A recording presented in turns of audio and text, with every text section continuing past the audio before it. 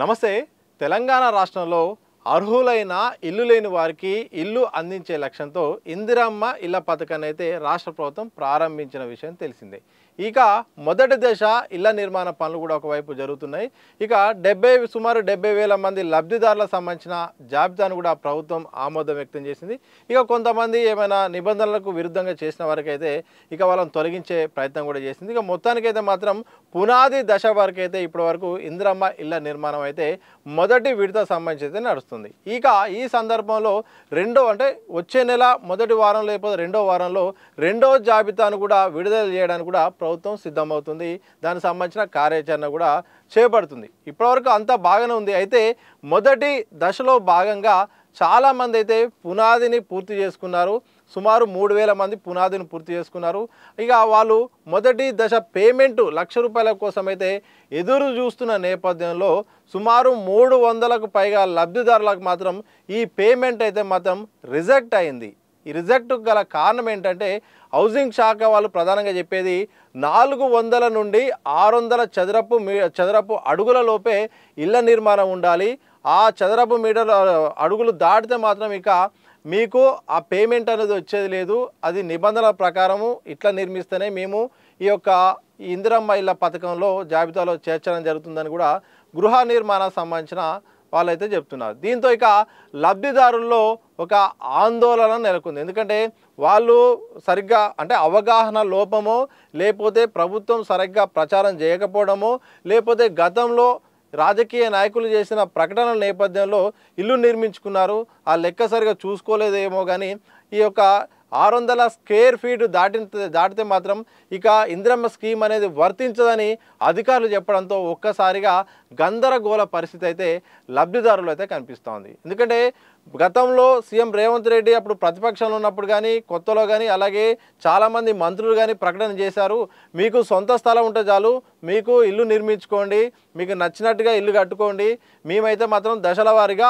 5 లక్షల వరకు ఆర్థిక సాయం చేస్తామని కూడా ప్రభుత్వము అలాగే ఈ రాజకీయ నాయకులు కూడా పలు సందర్భాల్లో చెప్పిన నేపథ్యంలో ఇక సొంత జాగా ఉన్నది, నచ్చినట్టు కట్టుకుందాం, సరే ప్రభుత్వం అయితే 5 లక్షలు ఇస్తుంది, ఈ ఇప్పుడున్న పరిస్థితుల్లో పెరిగిన నిర్వహణ అలాగే మెయింటెనెన్స్ కారణంగా 10-15 లక్షలు ఇల్లు అవుతుంది, సరే ప్రభుత్వం నుండి 5 లక్షలు వచ్చినా మరో 5-10 వేసుకుందామని ఇష్టము వచ్చినట్టుగా వాళ్ళకు అవసరం ఉన్నట్టుగా ఇల్లు నిర్మించుకున్నారు.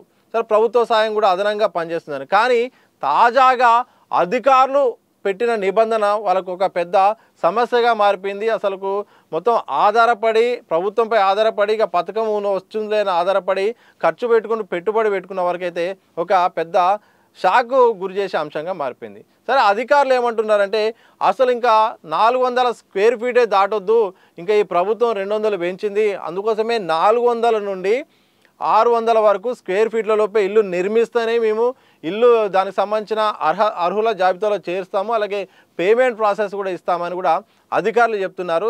ఇక ఇప్పటికైనా పునాదిని ఒకవేళ పునాది ఏదైతే రిజెక్ట్ అవుతుందో వాళ్ళు మాత్రం మళ్ళీ పునర్నిర్మించుకోవాలి, అలాగే మళ్ళీ ఒకసారి చిన్నగా చేసుకుంటేనే నిబంధనల ప్రకారం మార్చుకుంటూనే మీకైతే మాత్రం లబ్ధి చేకూరుతుంది, లేకపోతే లేదని అధికారులు చెప్పడంతో ఇటు ఎవరైతే ఆశావాళ్ళు ఉన్నారో వాళ్ళకు ఒక పెద్ద సమస్యగా మారిపోయింది. ఏం చేయాలో అర్థం కాని పరిస్థితి. గతంలోనూ సొంత జాగా ఉంటే సరిపోద్ది, ఇల్లు ఎట్లయినా మీకు నచ్చినట్టు నిర్మించుకోవచ్చని సీఎం రేవంత్ రెడ్డి కానీ ఇతర మంత్రులు కానీ చెప్పిన సందర్భాన్ని దృష్టిలో పెట్టుకుని వాళ్ళు అవగాహన సరిగా లేకపోవడమో సరిగా తెలియకనో చేశారు. ఇప్పుడు అధికారులు మాత్రం ఖచ్చితంగా ఈ మధ్యకాలంలో ఈ ప్రకటన పదే చేస్తూ ప్రాక్టికల్గా తీరా పేమెంట్ దశకు వచ్చే వరకు ఈ యొక్క రూల్ తీసుకురావడంతో ఒక భయభ్రాంతకు లోనవుతున్నారు. దయచేసి మేము తెలుసో తెలియకో మేము ఇట్లా నిర్మించుకున్నాము, మాకు అవకాశం కల్పించండి, మాకు అవకాశం కల్పిస్తే ఇల్లు నిర్మించుకుంటాము, మాకు తెలియదని కూడా లబ్ధిదారులు ఆందోళన వ్యక్తం చేస్తూ ప్రభుత్వానికైతే వినతులు ఇస్తున్నారు. ఇక అధికారులేమో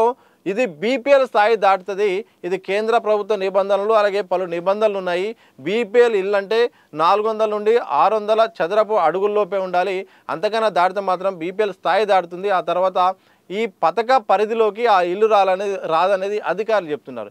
ఈ దెబ్బకు ఒక్కసారికి ఇటు లబ్ధిదారులు ఏం చేయాలో తెలియని పరిస్థితి. ఇప్పుడు పునాదిని మార్చుకోవాలన్నా పెద్ద సమస్య అయిపోతుంది. దాన్ని మార్చుకోవాలంటే మళ్ళీ మెయింటెనెన్స్, దాని సిస్టమ్ అంతా మార్చాల్సిన పరిస్థితి. ఇలాంటి సందర్భం అయితే తెలంగాణ రాష్ట్రంలోని ఇందిరమ్మ ఇళ్ల నిర్మాణం సంబంధించిన మొదటి విడతలో మాత్రం లబ్ధిదారులు అయితే ఆందోళన వ్యక్తం చేస్తున్నారు. మరి ఈ విషయంలో ప్రభుత్వం ఏమైనా ఇప్పటికైనా మరి మానవీయ కోణంలో కానీ వాళ్ళు మార్చే అవకాశం ఏమైనా ఉంటుందా, లేకపోతే కాదు కూడదు నిబంధనల ప్రకారం నిర్మిస్తూనే మీకు లక్ష సాయం చేస్తాం లేకుంటే లేదంటుందా అని మాత్రం ఒక ప్రశ్న అయితే ఉన్నది. మరి ప్రభుత్వం ఎలా నిర్ణయం తీసుకుంటే తెలవాలి. మరి లబ్ధిదారులు అయితే ఇల్లు మార్చుకుంటే ఇస్తామని చెప్తున్నారు. మరి ఇప్పుడున్న పరిస్థితిలో పునాదిని మార్చుకుంటే చాలా ఆర్థిక భారం కూడా అయ్యే అవకాశం ఉంటుంది. ఎందుకంటే 5 లక్షల సాయం అన్నది ఈ రోజుల్లో పెరిగిన మెయింటెనెన్స్ కారణంగా ఇల్లు నిర్మించుకోవాలంటే గృహోపకరణాలు అన్నీ కూడా ధరలు పెరిగిపోయాయి. ఇసుక, సిమెంటు, ఐరన్ అన్ని రకాలుగా కూడా చాలా ఖర్చుతో కూడుకున్న పని అయిపోయింది. ఇలాంటి సందర్భంలో ఇక మరి లబ్ధిదారులు అయితే ఒక టెన్షన్ వాతావరణం అవుతుంది. మరి ప్రభుత్వం ఎట్లా ఆలోచిస్తుందో తెలియాలి. ఇక ఈ సందర్భాన్ని జరుగుతున్న పరిణామాలను దృష్టిలో పెట్టుకుని ప్రభుత్వం అయితే మాత్రం రెండవ జాబితా వాళ్ళకైతే విస్తృతంగా ప్రచారం చేస్తుంది.